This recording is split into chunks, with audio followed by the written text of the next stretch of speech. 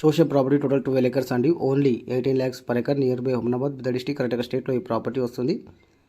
ఇంకా ముంబై నుంచి చూసుకుంటే 10 kilometers అండి. డామ్ రోడ్ చూసుకుంటే ½ kilometer లోపలికి ఉంటుంది. రావడానికి పోవడానికి ఏ ఇబ్బంది లేదు. ప్రతి ఒక్క వెహికల్ మొత్తం సైడ్ వరకు వచ్చేస్తాయి. ఓకే. ఇంకా వాటర్ చూసుకుంటే దీంట్లో ఒక బావి 2 బోర్లు ఉన్నాయండి. ఫుల్ వాటర్కి అయితే అసలు ఇబ్బంది లేదు.